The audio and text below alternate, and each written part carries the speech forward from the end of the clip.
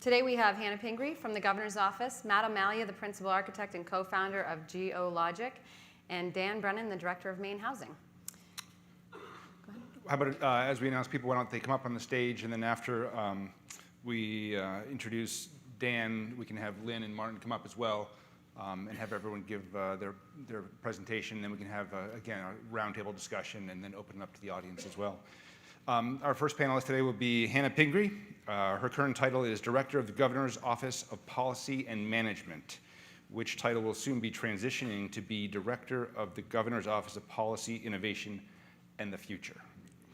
It was great to get to know Hannah better and to hear about her personal achievements working with Islanders on North Haven to bring housing to her community. We want to hear what's important to her and what she sees happening at the state level. We wanted someone here today to speak to policy, but in particular about what we might see in policy changing. Welcome, Hannah.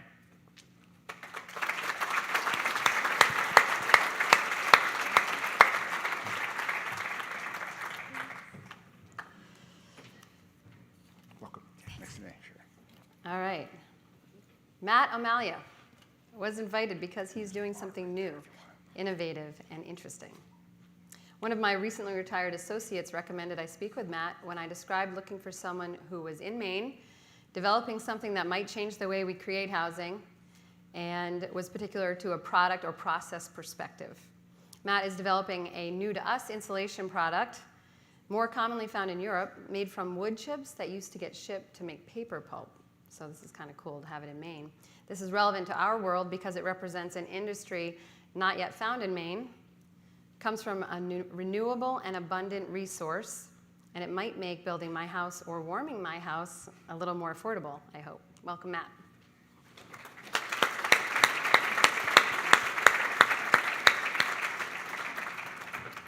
I'd also like to welcome Dan Brennan. Dan is deeply knowledgeable about and experienced when it comes to making affordable housing projects work here in the state of Maine.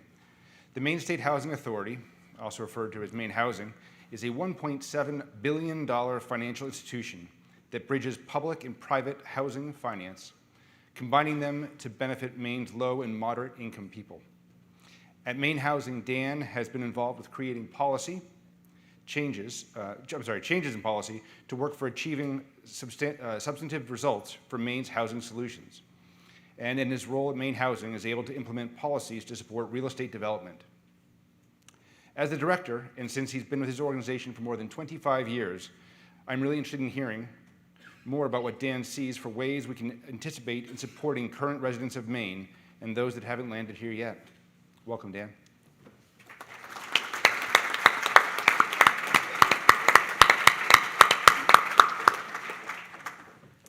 I'd like to invite Lynn and Martin back up, please. And so we don't have a bunch of empty seats. The cool thing about this panel is that any one of these individuals could carry the show. They're all incredibly effective, creative, intelligent people. So that makes my job a lot easier. Matt, do you want to start? Sure. I think first up, we're going to hear from Hannah. Great.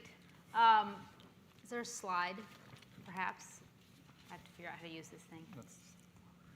Forward. Good. I'm going to start it right here. So I'm the grassroots portion of this panel. This is me literally laying sod in front of a senior housing project that I worked on. So the governor of Connecticut lives on North Haven. He was doing a large landscaping project last spring, and I was finishing off this senior housing project. And he had about $30,000 worth of sod that was unused. And they showed up on a very dry day with all these pallets, and they said, here, deal with them.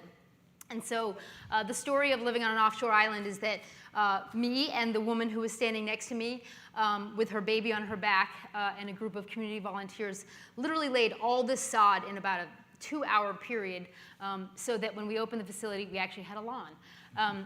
So I live on an offshore island called North Haven with 350 residents. I've lived there for most of my life. I grew up there. And like many young Mainers, I left Maine for college and moved to New York City and moved back to the state when I was 24 years old, hoping I would only be here for a short period of time. In that short period of time, I got sucked into running for the Maine legislature. I decided to run for a district that represented 11 coastal and island towns from Vinyl Haven to Mount Desert Island. And I started knocking on doors, meeting people, a lot of people like the people I grew up with, young people who were trying to find housing in the town of Stonington, who were sternmen, but there was nowhere to live. I was meeting boat builders who couldn't attract workers to live on MDI or in Brooklyn because there was no housing. I was back in my hometown where lots of young people wanted to return home to the island, but there was literally nowhere to live. And it's still a challenge that we face today. Last winter, I was trying to help a teacher find a home, a year-round teacher who had been living in a yurt for the last 2 years with no running water, no electricity, with her husband and baby. So the housing challenges are incredibly real, and actually kind of the theme of what I want to say in my brief time is very similar to what Martin hit on, and that is I believe housing is a lot about community. In my about 10 years I spent after I was in the legislature, I worked for a small housing development organization on North Haven, and we were developing small year-round housing, both rentals and ownership opportunities. My last and major project was developing a 6-bed assisted living facility, which you saw in the picture, with solar panels from Revision Energy. But a lot of what we were doing was trying to help people stay in our island community. Community is really something I think many of us in Maine are seeking, something we want to be close to our neighbors, and when you are on an offshore island and there's no housing, you literally cannot be part of the workforce in that town, you can't live in that town, you cannot be part of that community. If you're a senior who suddenly needs some sort of long-term care service, you have to leave the island. So that was sort of the theme of the kind of development we were doing, which is literally trying to make our community more vibrant, trying to make it accessible to young people, trying to keep seniors there. And I think that's something that we're seeing in a lot of parts of Maine, in innovation in housing around the country. Housing development that combines childcare facilities and nursing homes, innovation that includes childcare just in multifamily large developments. In Portland, you're seeing lots more people who want to live in a place where they can walk, where they can be a part of an urban downtown. So people are seeking sort of more vibrant communities. And I think that's true even in rural areas. It's not just about cities. So that's sort of the lens that I bring to my interest in housing issues. I think, as Martin talked a lot about, we in Maine and across the country are living in more disconnected communities and a more disconnected society. And I think housing and how we plan for housing and how we integrate communities and services like things for the elderly and things for kids with our housing development, we can actually make a really positive difference for people's lives. So community, I think, is something that really resonates with me, and I think it's really what a lot of you do in your jobs, and I appreciate the work you all do, and hopefully we can keep doing more of what Martin was talking about. So the other, my new challenge is I'm working for Governor Mills. She has given me this kind of insane title of starting the office of the future. And we don't yet have a large crystal ball, but we are focused on how the state better innovates in its policy, how we better plan, how we use data to make decisions, and how we think about Maine's long-term future. I think everybody in this room has heard, and we saw in some of the slides, the demographic challenges our state has. I know many people in the construction industry and elsewhere are increasingly aware of our workforce challenges. We're aware of the challenge in funding sort of solutions to things like how do we expand broadband, how do we expand housing opportunities. So those are the kind of big picture issues that we are focused on as we try to start this office. I think many of you in this room are aware that the state used to have a planning office. The state has not had a planning office for the last 8 years, so we are not trying to reinvent everything the old state planning office used to do. We will not be reviewing every town's comprehensive plan, but we are focused on how we support communities and cities and innovators in Maine and how we better plan and think about Maine's long-term future. And that obviously clearly includes where people live and their housing. So one of the other challenges that we're focused on in this long-term planning is climate. And that's really the other quick theme I want to hit on before I pass it off to Matt, who actually could really help me out with this climate topic. Just last week, the governor announced her vision for Maine's long-term future, and that is through a Maine Climate Council, where we'll attempt to tackle some of the challenges, again, that I don't think I need to explain to people in this room, but Maine obviously, along with the rest of the world, is facing challenges due to climate change, both what it's going to mean for downtown Portland and Back Cove, and what it's going to mean for Main Street Vinyl Haven, where their Main Street you can no longer borrow money to buy a business or property there because they're in a floodplain and they're starting to see flooding.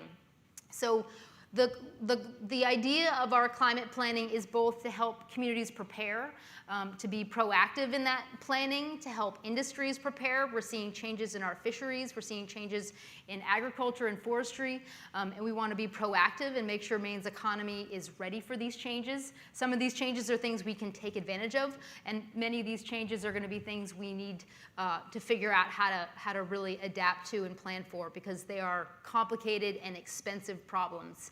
And the other side of this is actually figuring out how, along with the rest of the world, to reduce our greenhouse gases. The governor set a goal of Maine reducing our greenhouse gas emissions by 80% by 2050 and 45% by 2030. And along with that, we're trying to hit 80% renewables used in Maine's electricity sector by 2030 and 100% by 2050. And that really is an engine for renewable energy jobs in Maine. And I think by 2030, we're anticipating almost 2,000 new jobs in Maine in the renewable energy sector, which is, I think, exciting for our state. So that actually has, we think about climate planning, it has a lot to do with our buildings and also our transportation. And transportation is a lot about to where are you driving to, coming from work and going home again. So buildings account for about 20% of our state's emissions, and transportation is 50%. So these are sort of the two of the bigger nuts that we need to crack in figuring out how to reduce Maine's greenhouse gas emissions. We know Maine's housing stock is old. It's incredibly reliant on fossil fuels for its heating. So that transition of helping people stay in their homes, weatherize their homes, is a big part of the challenge. And even though we've been working on this, we still have about 75% of our old housing stock has not been weatherized. So we have a long ways to go. And this is keeping seniors in their home, but it's also making homes more affordable for a young family to move back to. So we in the United States are significantly behind other places in the world, and I don't want to scare anybody with some of the statistics, because we're not about to force every building developer to necessarily retrofit everything, but in Norway, starting next year, you can no longer use fossil fuels to heat buildings. You have to have transitioned to something not fossil fuels. In Europe, in the EU, every new building is required to have a net zero energy approach. So we are far, far behind. New York City just announced that all of the major buildings in New York, so there are obviously many, many buildings in New York City, but the 50,000 largest buildings in New York City have to reduce their emissions by 40% by 2030. So this is can you imagine the challenge of the Empire State Building and some of these huge buildings having to reduce their emissions by 40%. So we're not yet on that trajectory in Maine, but we know that Maine has a lot of work to do, and how we build new buildings and how we make our current buildings more efficient will really play into it. And it's a challenge that I think we look forward to working with everybody in this room, and we look forward to figuring out how to better plan for this pretty complicated but important part of our future that we all face. So with that, pass it off to Matt. Thank you. Perfect. All That right. was awesome. Well done. Matt, Am I next? yeah, please do. All right. Yeah. Great. So yeah, there we go. Okay, wonderful. So my name is Matt O'Malley. I'm an architect, founder of Geologic with my business partner, Alan Gibson. In 2008, we had an awesome business plan, which was to start a residential design build company. So the opportunities were massive at the time, and we embraced that. And what we did at the time was we wanted to do something in terms of what we were doing that would eventually radically change how buildings are built. And from my perspective, I'm very optimistic. It was about defining what that should be, and in our case, it was significantly increasing the performance of buildings, making them healthy and durable, and most importantly, cost-effective. So small goals, basically. And looking at this quote from the founder of Patagonia, unfortunately, it felt like I could relate to that. But going back to the previous slide, what we've done at Geologic is we started in 2008. We built the first certified passive house in Maine. And for those of you familiar with passive house or those who are not, it's a 90% reduction in space heating demand, particularly effective in cold climates. And from the first passive house in Maine, we also did the first in Connecticut and Michigan, the 12th in the United States. And in the meantime, we've built about 80 passive houses, including a co-housing community of 36 units in 2014 in Belfast. As we developed technologies and systems as a design build, it's helpful with an iterative design feedback loop. We then realized part of the challenge of introducing passive house to the North American market was geography. So we launched the Go Home, which was a prefab manufactured panelization line that we then started to panelize buildings and send them all around the New England and Midwestern markets. And part of that, we worked with MTI to develop grants to help develop wall assemblies that would allow us to, in order to think about transforming the market, would help us take existing code-compliant construction in terms of a wall assembly and insulation values, and then be able to stage that up to passive house. So we wanted to be able to run the whole gamut of code-compliant all the way to passive house with an assembly. And working with with Maine Technology Institute, we developed systems to do that, which is basically a 2x wall assembly with exterior insulation. And that was really helpful for us because we felt one of the key elements of introducing higher performing buildings into the market is to provide the technological pathway for contractors and builders and developers to do that. And so through this work, we then realized one of the key issues that we had was the idea of this exterior insulation layer, which led me to form a company with my business partner, Josh Henry, who's a PhD chemist in material science. And we formed Go Lab with the intent of developing new materials to solve some of the sort of sustainability and technology issues that we saw in the development of that wall assembly. I'll talk about that in a little bit.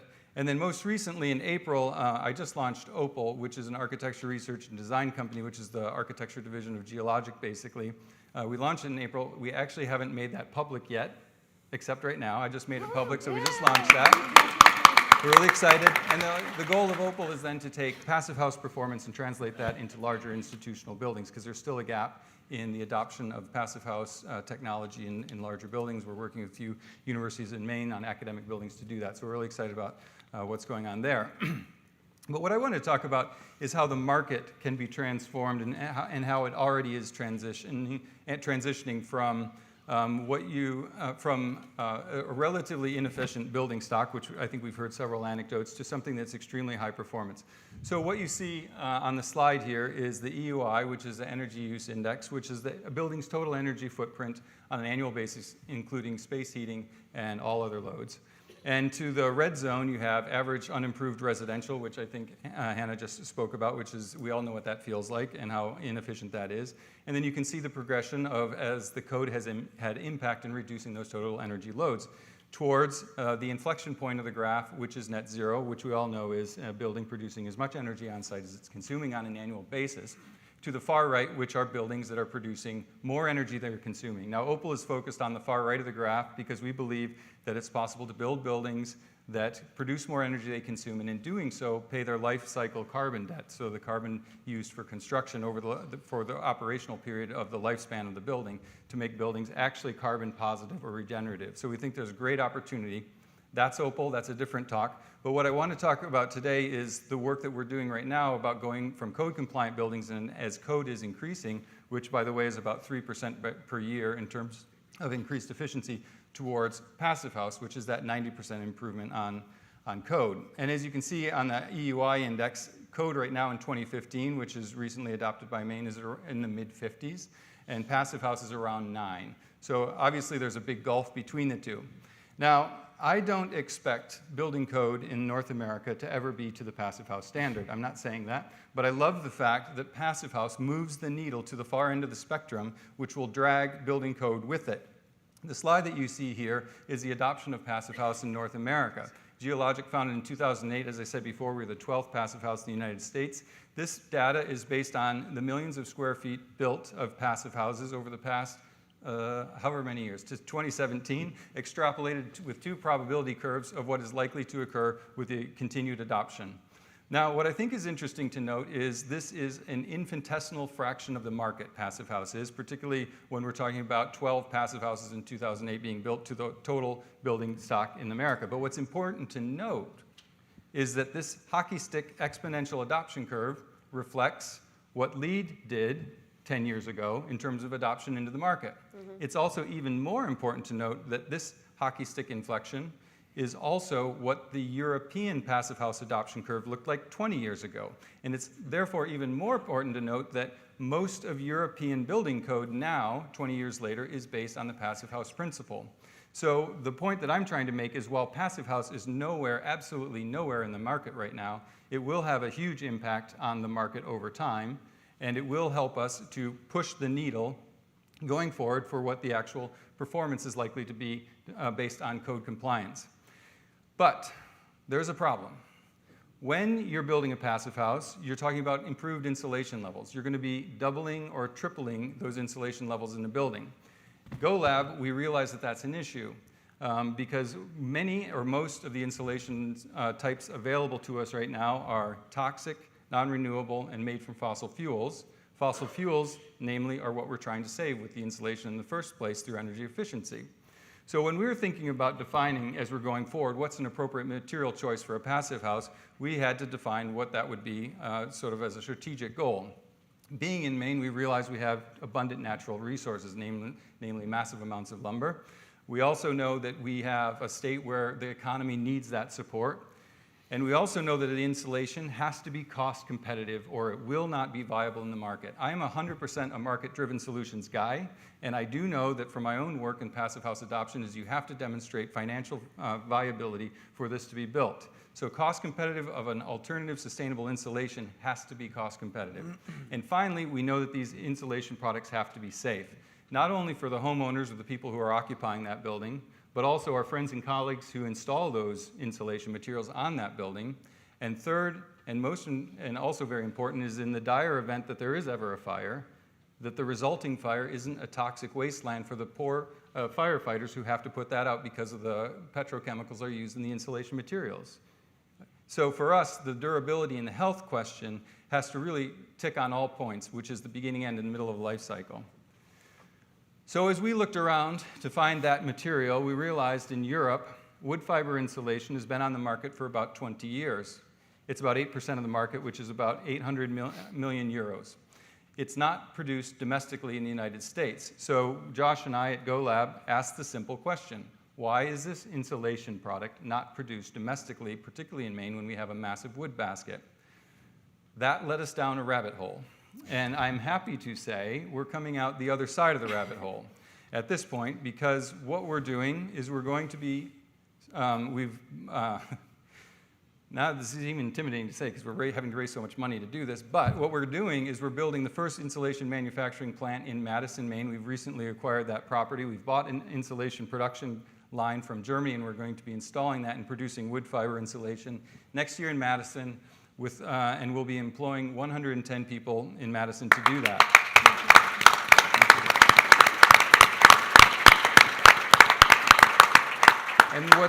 And the opportunity with wood fiber insulation, in my perspective, is that this is going to be a product, I believe firmly, that is going to help us bridge the transition from conventional construction and material choices to higher and higher levels of construction performance, energy efficiency in a cost-effective way.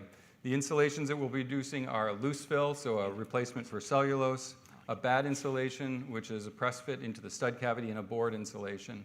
Those combined together will provide an alternative, sustainable, recyclable, non-toxic insulation selection which is cost competitive with the lowest cost alternative options, because in the past, since 2014, we've lost 6 paper mills, and namely the wood chip residuals which used to go to making paper in Maine will now go to be made to make insulation and keep houses warm, Mainers comfortable, and save money. So I'm really excited about what the trends are for high-performance construction. I'm excited about the support that the state is giving us and the adoption of higher performance and sustainability in the market. And I'm also excited to show in a sort of a line of leaders of Mainers who have demonstrated nationally what is possible through entrepreneurship and increased sustainability across the country. Thank you.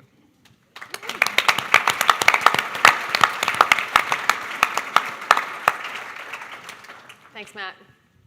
Dan. I don't know how to follow that. I know, right? I'm glad you mentioned cost competitive. That's important. So thank you all very much. It's great to be here. Before I get started, wanted to just share with you, as if the slide is up, there it is. I can't see the.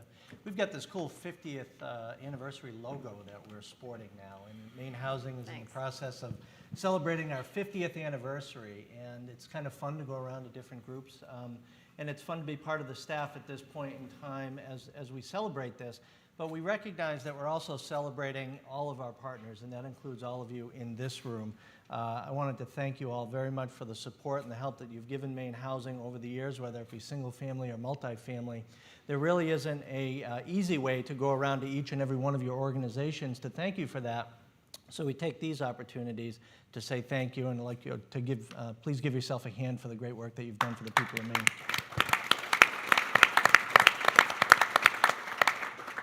That's the fun part.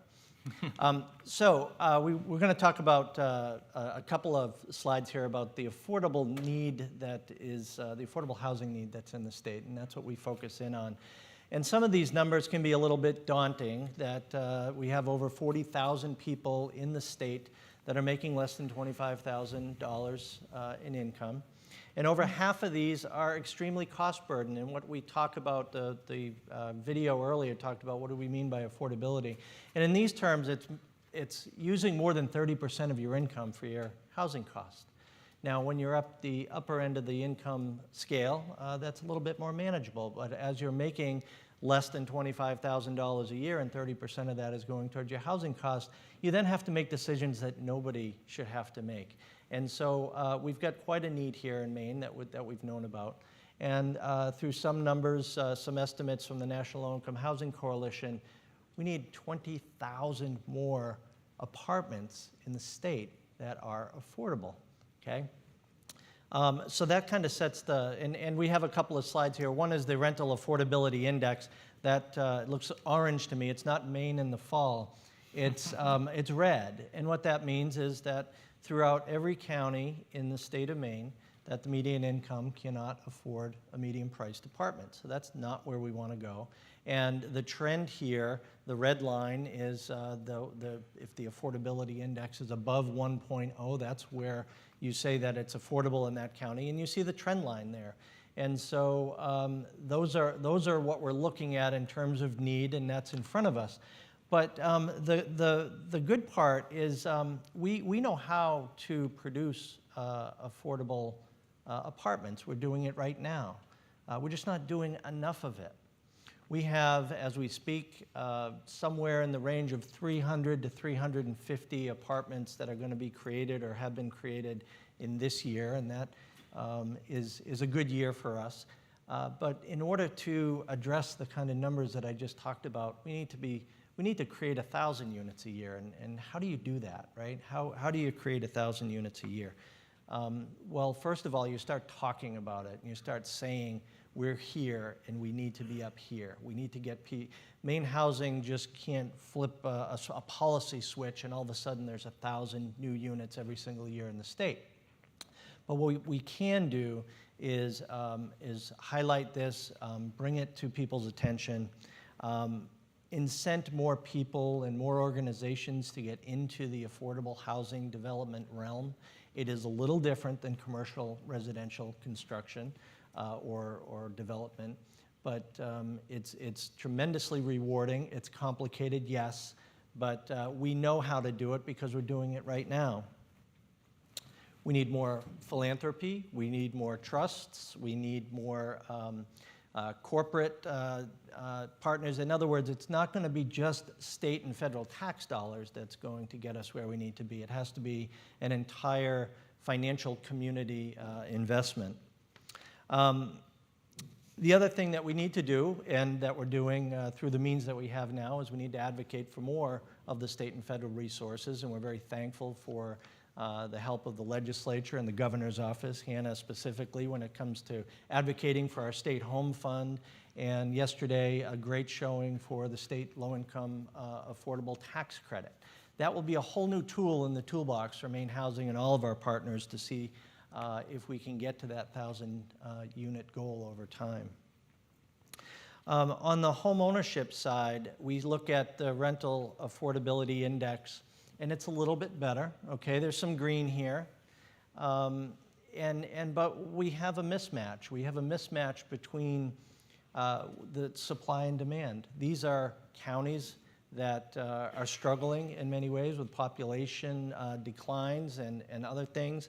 And some of the slides that we saw earlier today indicate that, this just building more in certain areas, it's all about location that's critical. So while we have some areas that are affordable, people don't want to live there, and obviously the southern and coastal, we just have a tremendous crunch. And we've got a student loan debt issue, which is preventing a lot of people from becoming homeowners. This chart, I don't know how readable it is from the back, but it shows the average student loan debt from 2004 to 2012, $13,000 versus $22,000. It's just exponentially getting worse. But we offer things that Maine Housing does to try and solve this. Low interest rate mortgages are at 3.95% now. We have down payment assistance. We have a whole network of lenders that are out there that are providing home buyer and homeowner education. We had talked about subdivisions earlier, and we're looking to roll out a program to incent more affordable subdivision development. And we think that that's one of the tools that we can roll out that's outside of the normal bread and butter that we have with our other programs. We hear a lot about tiny homes. We hear a lot about 3D homes. We do housing construction techniques. We've had a broad discussion today about that. This is a 3D printed home, the printer, and it's fascinating. We saw an example in Austin, Texas. Whether this is the right answer for Maine, I don't know. But these types of technologies, 3D printed homes or smaller home subdivision developments, are the types of conversations and the types of things that we're trying to get involved with. Maine is a local control state, and so it is the question that was asked of Dr. Fisher earlier, if you could wave a magic wand. In Maine, oftentimes we can't because we are subject to local control issues. But we're looking to engage with those communities that want to tackle these issues that are important to their communities. So we think rental housing is key, getting to those 1,000 units, continuing to incent people and help people become homeowners that are currently renting. But you can't have a discussion about affordability unless you're talking about energy costs, right? And the climate initiative that Hannah talked about. The governor wants to embark, along with Efficiency Maine Trust, of doing 100,000 heat pumps throughout the state of Maine. And we want to be part of that effort with those that are in the lower income scale and partner in on that effort, because we think that the more that we can lower the demand for energy throughout the state, wherever and whenever we can, we're helping that issue of affordability. So we want to continue to be part of that effort. We think that keeping people healthy in their homes and safe in their homes. Maine has one of the highest home ownership rates. We have an old housing stock, and we have a high poverty rate, although I think that poverty rate is starting to move in the right direction based on some numbers that we saw, but still. So we have a lot of people living in substandard housing, and we offer programs through the community action agencies and others to help those that need help staying safe and warm in their home.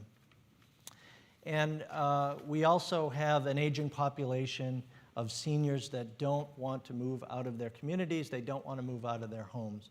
Working with the public housing authorities throughout the state, we have created a program and worked for the last 2 to 3 years on home modifications for seniors living in their homes. Very low cost interventions that we can do in a home to keep people safe. It's based off of a model out of Johns Hopkins University.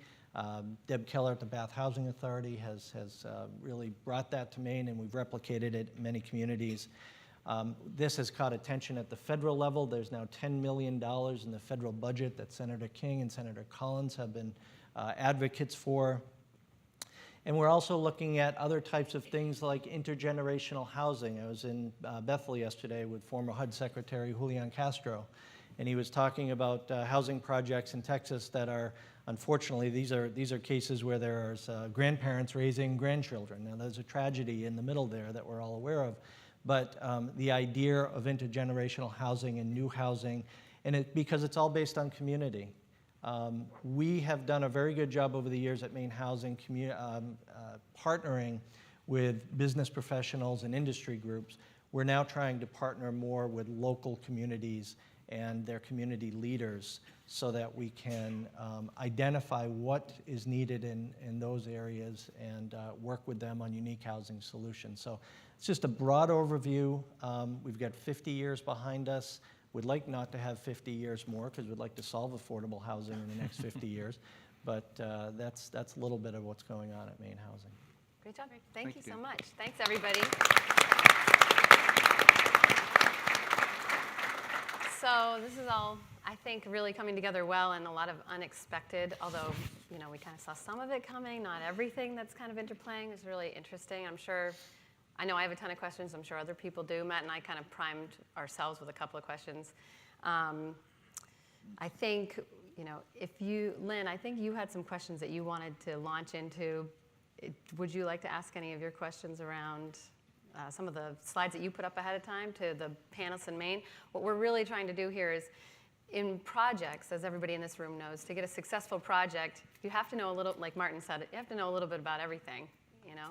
And these guys are all tools and assets for our community, some from away with some perspectives, and some with the inner workings, the keys and the tools that we have here. So I thought it might be interesting if you wanted to ask something of our panel. Yeah. Well, your and my favorite slide is Yes. the one where you looked at house price appreciation and the amount of new housing production that's going on. Clearly something changed between the pre-recession era and the last 15 years. And it's not just, a lot of folks talk about land use regs, but that's been slowly creeping up over time. Something really dramatic happened, on either side of that.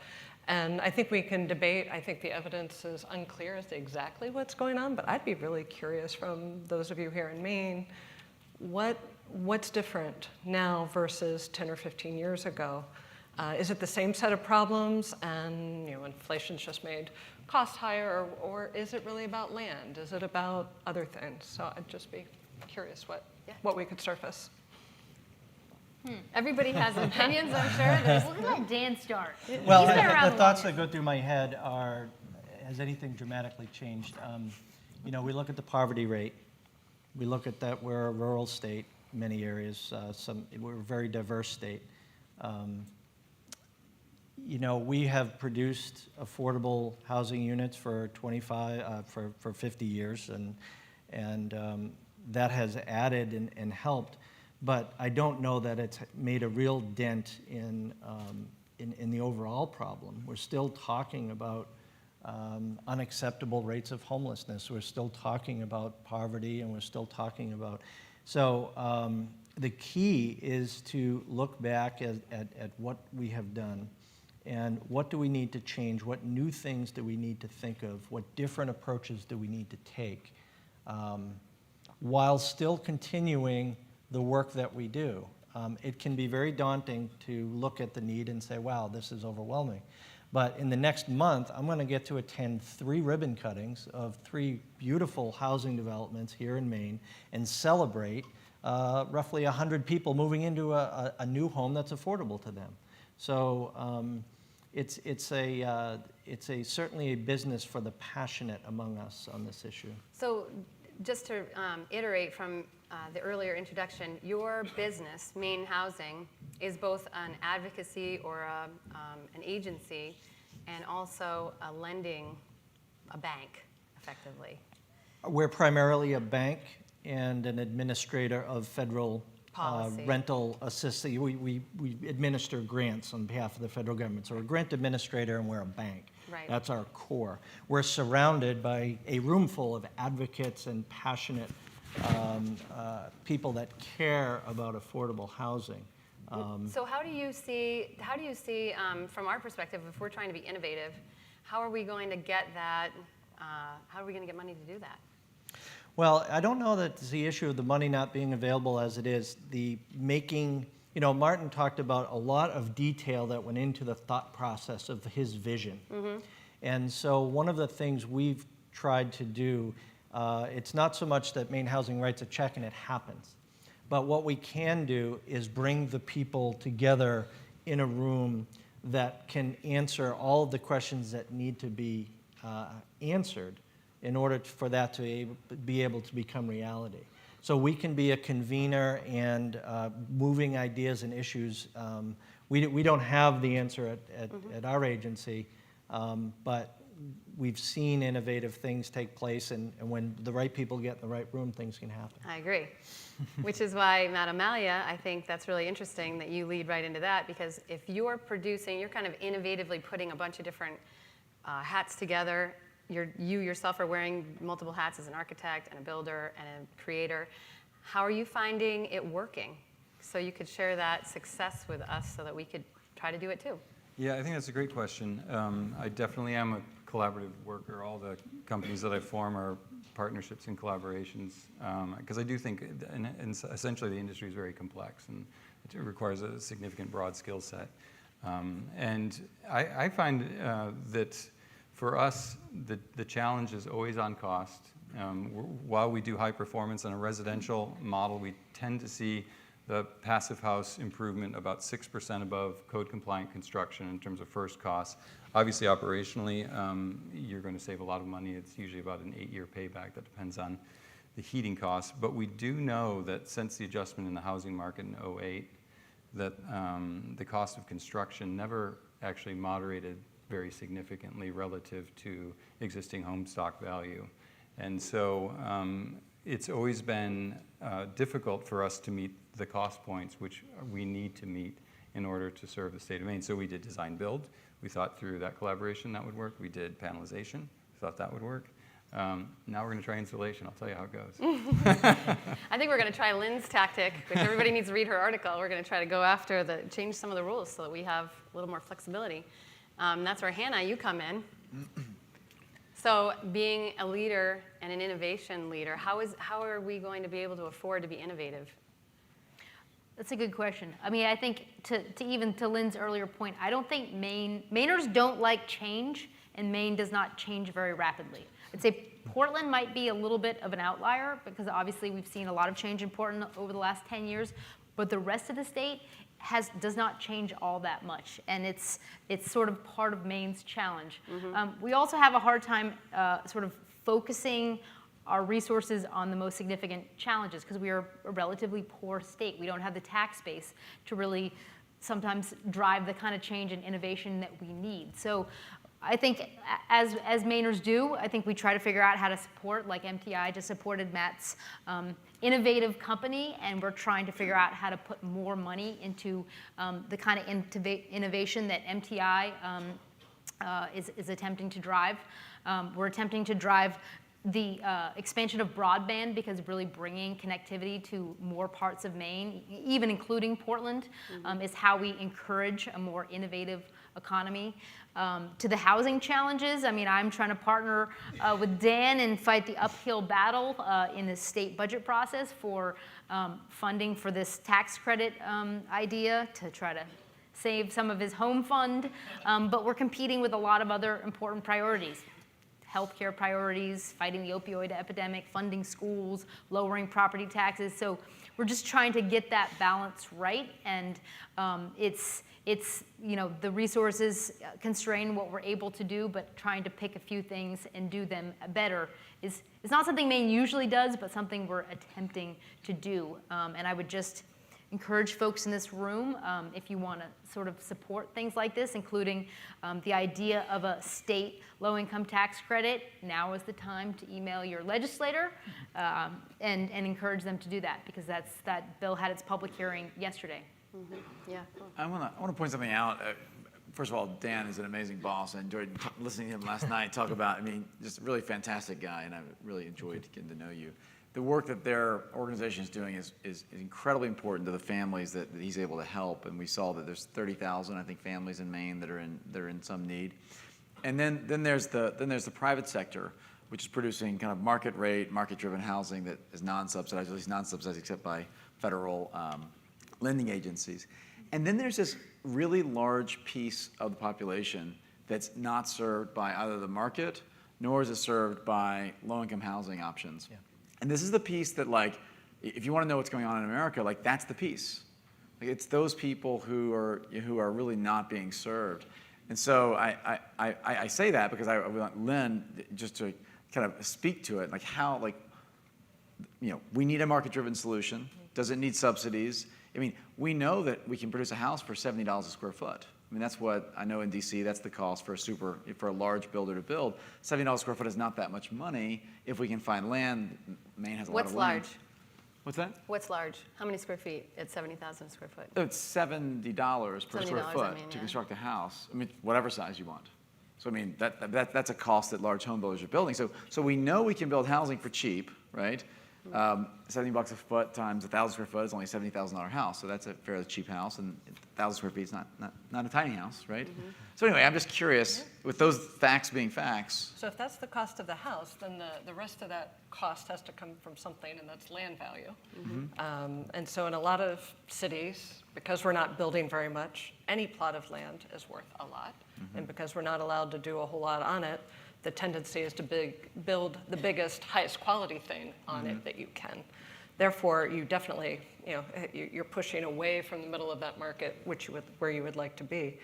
And so land value is one thing. And land value is absolutely a creature of all the rules and constraints. If something's desirable, its value is going to go up. And if you don't have very much of it, then that price continues to go up. And much in real estate terms is always tricky, because we can always build land more densely.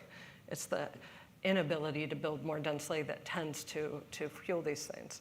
I don't think that's the problem in rural Maine, though, right? The land cost has got to be fairly tame, I would think. But Dan, is that right? I think to Hannah's point, a lot of places in Maine, they don't want to change, and so what's comfort is what you know. And when you start thinking of outside the box, that we're now going to take a relatively affordable, say, piece of land and do a fairly dense subdivision on it, that's scary. And it's most often the people that are going to come to the town leaders and say that's a bad idea are going to come out. What we're trying to do is engage communities at the community level and say to them, you can't afford not to do this. You need kids in your schools. You need a sense of community. We've got some coastal communities in Maine that are withering away because nobody can afford to live there.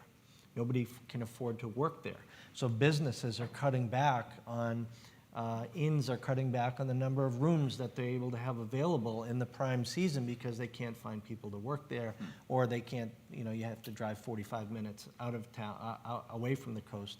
So it's a very challenging thing for communities, but I think there's a hesitation to take on something like that. And we say that Maine is one big small town because in this room there's probably 10 different small world connections that I have and don't even know. Imagine what it's like actually in that small town. So, I'm from Mississippi, so Mississippi is no stranger to rural populations. In fact, my dad is involved with the historic preservation of Mississippi, which mainly means like fighting basically with whether something's worth being preserved in these small towns.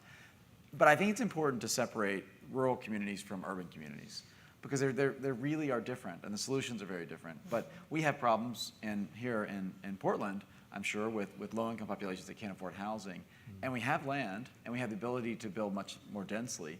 And I think that, you know, to me, when we talk about these issues, I realize sometimes it scares people. And sometimes these people are middle-income people, you know, but sometimes they're very wealthy people. And I personally see this happening in Washington, D.C. We need the housing, right? We know there's a need. There's land that's not as dense.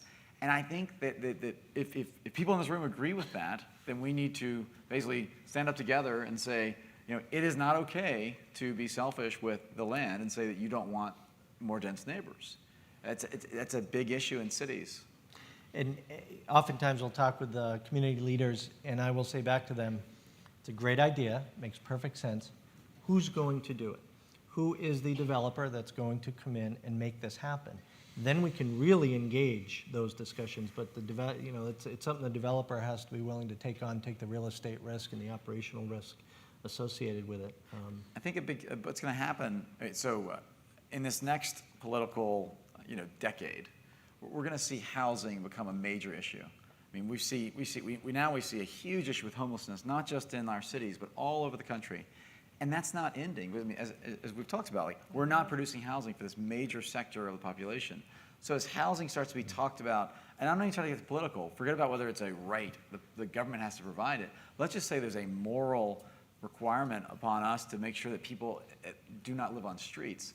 That, to me, is going to be a major shift. And when that happens, we're going to need to start really looking at ways. If housing costs really are $70 a foot, why are we not building more of it? So I have a good main anecdote for exactly the sort of resistance to change that I've heard in terms of housing. I do think a lot of times we're looking in the rearview mirror as we're driving forward in terms of determining precedent for how we should build. As I said, we did a co-housing community in Belfast, which was interesting because it's a intentional, dense community development, duplexes, a tri and quad, and then a shared community space in 2014. And I think what was interesting about that was that it was through sort of an act of willpower that was achieved because the banks wouldn't support it. There was no commercial lending, there was no support of it. It was sort of a self-community developed project. And at one point we were talking to one developer who was consulting, and he said, you know what? This isn't a business model. This is a faith-based organization. And that was largely true. But through that effort, this community was developed, and it was 36 units. It was all Passive House standard. We were able to significantly reduce the site costs and the construction costs because of this dense development. This town of Belfast has a history of being interesting, and they thought it was acceptable that it happened in Belfast. And today it's fully occupied and the residents absolutely love it. But I think that as an anecdote, how do you translate that, something that which was so far out of the investable realm, as a viable model going forward in the future? And to me, we haven't done a co-housing unit, community since, because it took such an effort to get it off the ground. So, you know, what are the opportunities to actually pry this open to look at those alternatives? I don't know. I was actually thinking about that when you were talking earlier, and I think that, I mean, I feel like you're going to be wildly successful in your insulation company, and I feel like what's going to happen is you're going to have for-profit companies that do have feel this mission-driven element to what they do, and I think that, you know, when I know you in 10 years, I think you're going to be doing that, and I think more and more people are going to realize that we need housing, and it's not just about making money, it's about really providing those needs.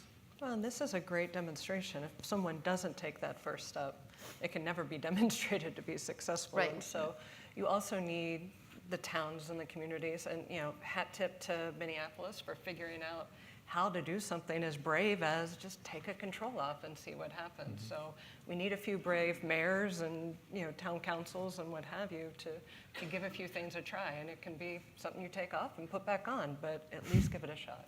Yeah, and I think that's how we can get it done more, is to look at successes. Like, it was really hard for you guys to pull that off. Have you documented it? Do you go back and study, what's the profitability, what's the value of the land and the properties now? How is that all, translated, and then can you market it, in a way so that you can inform other people that might be interested? You're not going to make this much, but you'll make this much and you'll contribute. I think probably the residuals you see in a community are far greater than the immediate. So you kind of have to have, like we were hearing earlier in the index, that's the long vision, which I think a lot of people in this room are here for the long vision. We care about Maine. So that was interesting. On that note, though, so the conference is the future of housing in Maine, opportunities and solutions, right? And I think what we've heard are an awful lot of opportunities. I think we've heard some innovative solutions. We've heard some policy solutions. We've heard the availability of Maine Housing to partner. Really, there's a cry for more involvement. So, I mean, I'm hearing some solutions, but I also think that we've heard from the audience, and I want to invite more participation right now from you guys to hear, do you have other ideas for solutions? The opportunities are abundant from this panel discussion. Sure. Do we have the microphone runners out and about? If people have questions, we can continue this discussion, that's fine. I just want to invite anybody. Yep, right there. Great. Hold on, Shell. Hold on. Right there, I think she raised her hand. Okay. Thanks. You're Second. Got it. Stand up. Go ahead. Oh, I'm first. Yeah. Hi, my name is Liz Trice. I'm the owner of Peloton Labs, a co-working space in Portland. And when Lynn asked the question of what changed in the last 10 to 15 years, I'd like to suggest that at least part of that is the influx of remote workers. I've met over 1,000 people since we opened in 2011 who are moving here with their jobs from Seattle, New York, San Francisco. They're buying condos. We had 8 babies born in 1 year. And I think that, in the last 4 years, the last 4 months, I've been paid to do hundreds of hours of research on remote work and on the potential for co-working for small towns in Maine. And I think it's really amazing. I mean, we have over 40,000 remote workers in the state of Maine, which is huge. It's larger than the number of people associated with the forestry. And we've got all of these small towns that have the potential, that have houses that are, where you can buy a house for $20,000. And so I think, Maine has always been a great place to live. And now anybody can live here. Anybody with a laptop can live here. And so I think that's at least part of what's driving up the industry in Portland, and I think it's part of the answer for the rest of the state. Thanks. Thanks, Liz. I think one of the demographics of Maine is that we're one of the few states in the Northeast that has a net positive migration trend. I'm not sure if that's going to Very continue. small. Yeah, Very small. it's positive. I mean, you probably know most of it. Yeah. I was just going to say, I was just going to say to Hannah could speak to your point there, that we do have an influx, but we don't have the ability to support them entirely because of broadband. And that's a huge thing outside of Portland, that they're advocating for and actually finding some gains, hopefully, around the islands, they are certainly getting there. But yeah, and more in the urban areas, we're seeing that, the co-working thing and people being able to transplant. And just to that point, everybody in this room who lives in Maine, we live here because it is a great state. We're the safest state in the country. It's beautiful. We have unbelievable natural resources and ocean. So we could see and we expect to see, in the next 30 years, a growth in Maine's population, especially in certain parts of state. We're seeing that certainly in Portland. But these people who are moving to Maine with their laptops, they are researching. They are moving to towns with high-speed internet. They're moving to towns with good quality schools. They are looking for certain kinds of community or amenities. I mean, amenities in some town. In my town, an amenity is that the store has milk that's not out of date. In Portland, you've got your elevators, but I think people are making decisions It's a about... great perspective. Thanks. We had another number 2 right here. Yeah, just a quick question. Given the panel's composition between public sector and also elected officials, appointed officials, researchers, and also private sector developers and product developers, I'm interested to hear, considering the affordable housing issue in the state and creating more affordable housing units, how public sector researchers from the state university system, from the state planning office, and also from some of our, really academic resources can partner with the private sector on site selection, which is one of the most difficult elements of real estate development, and in particular, having some experience with Maine State Housing Authority projects, really for developers cracking the code and putting the puzzle pieces together in order to develop more density of housing on a suitable site. Thanks. I appreciate the question. One of the things, we have our standard programs that as a bank and a federal administrator or administrator of federal programs we do every day. And what else do we need to do? And so we need to partner with academic institutions and researchers. We have a fairly active communication and planning department that I call it kind of our R&D arm, where we do a lot of analysis, tapping into and connecting with other resources around the state, convening groups of people together around a particular topic. You just identified one.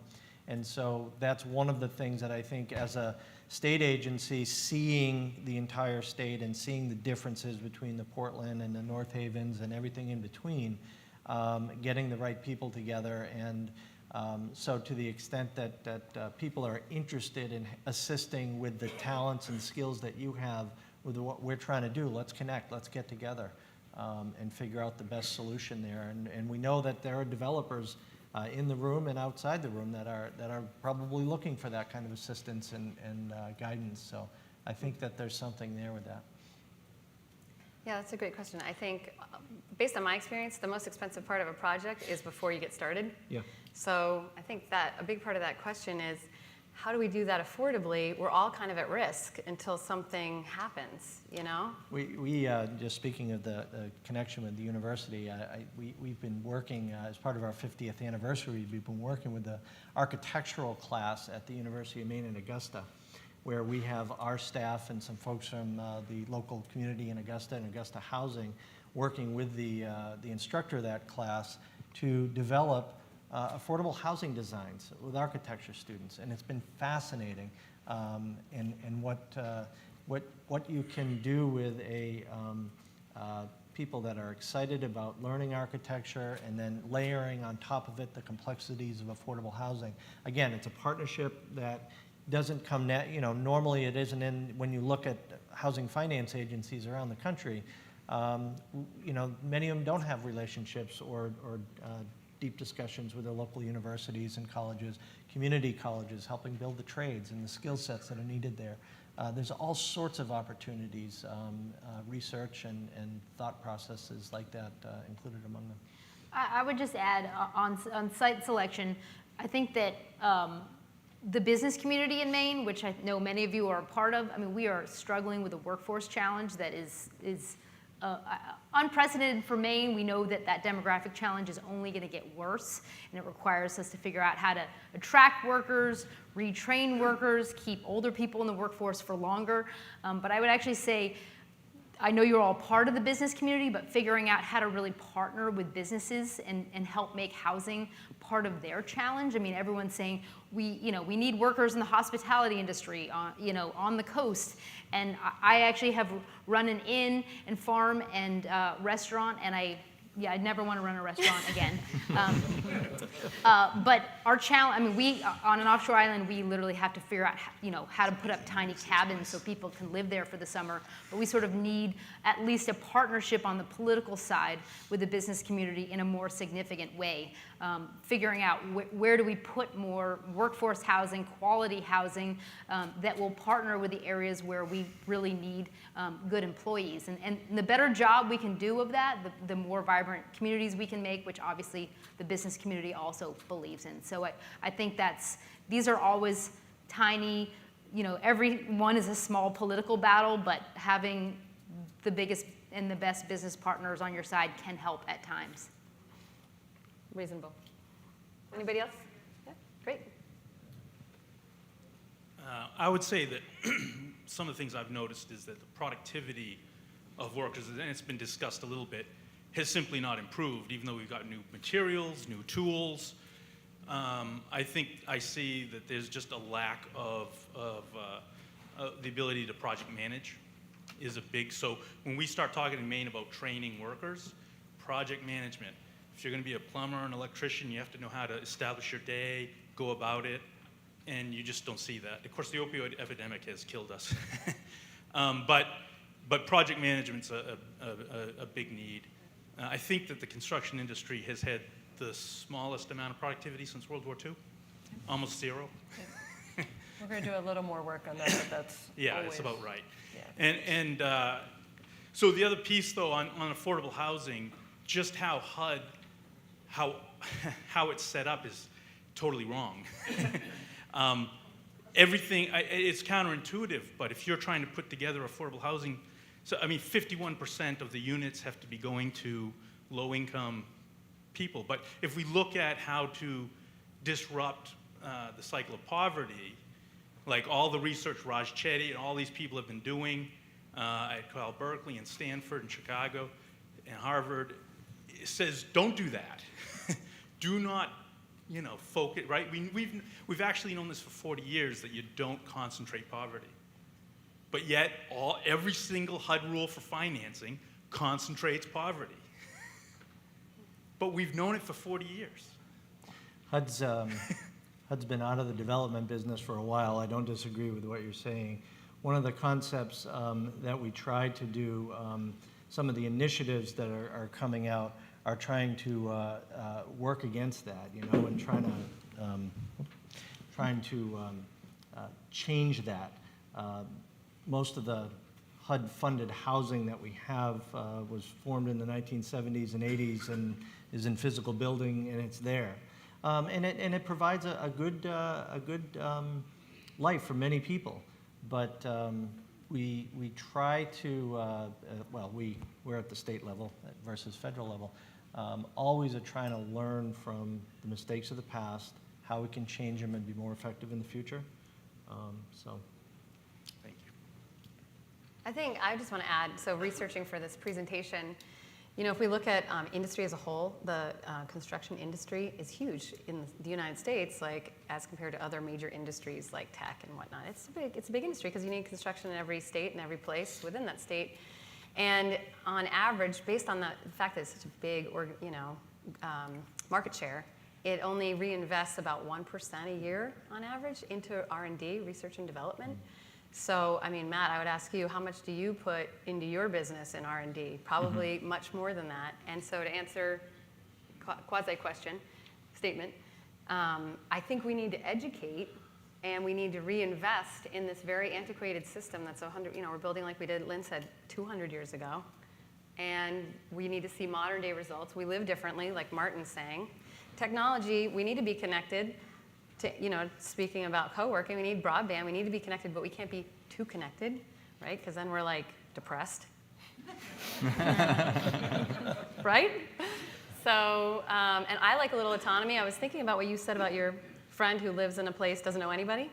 I could understanding living a little differently there than I can living at the end of the cul-de-sac. Like, I might see myself wanting to live both ways at different times, So, anyway, to answer you talk about sense of community and having, I'm sure we've all experienced this, I was down in Boston recently, and you get on the T at 5 in the afternoon, and the trains are packed, but no one is speaking to one another.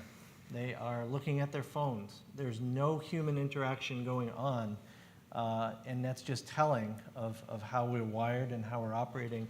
And so many of the solutions we're talking about here is sense of community, sense of one-on-one contact with one another.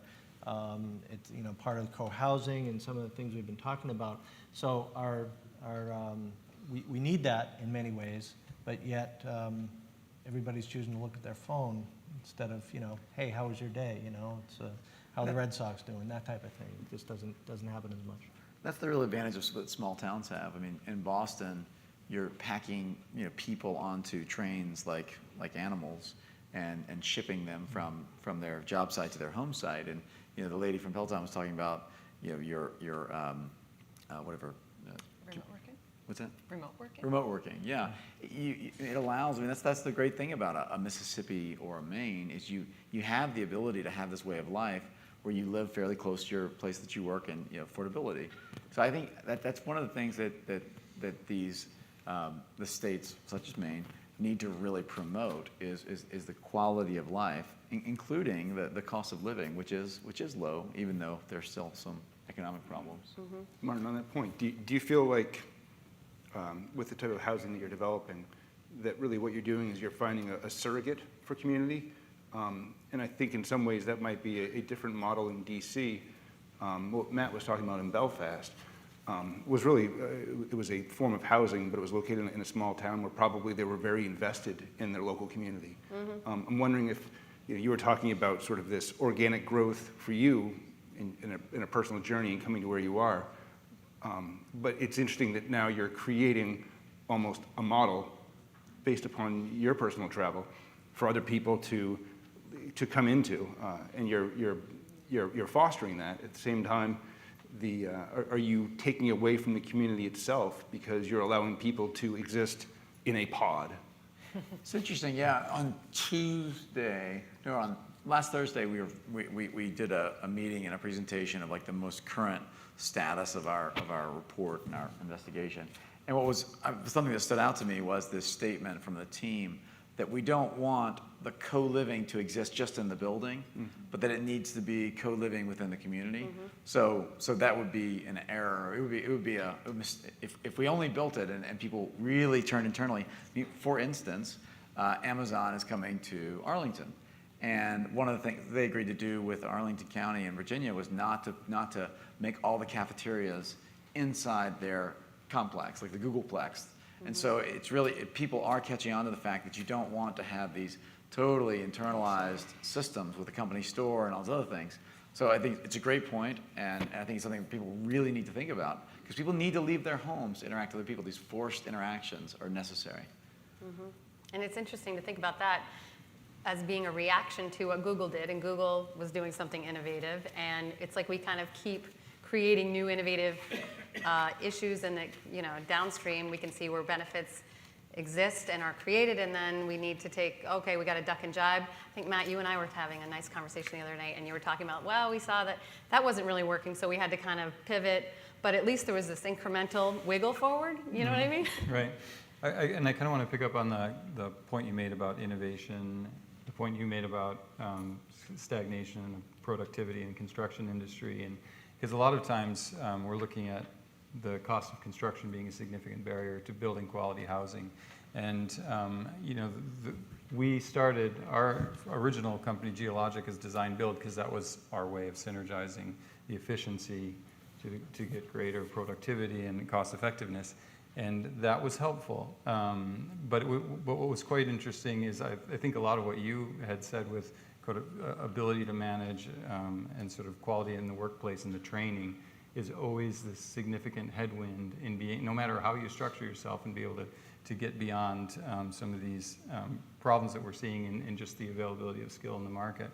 And we've tried to skin the cat many different ways, including off-site panel construction, looking at different ways of building assemblies to reduce costs.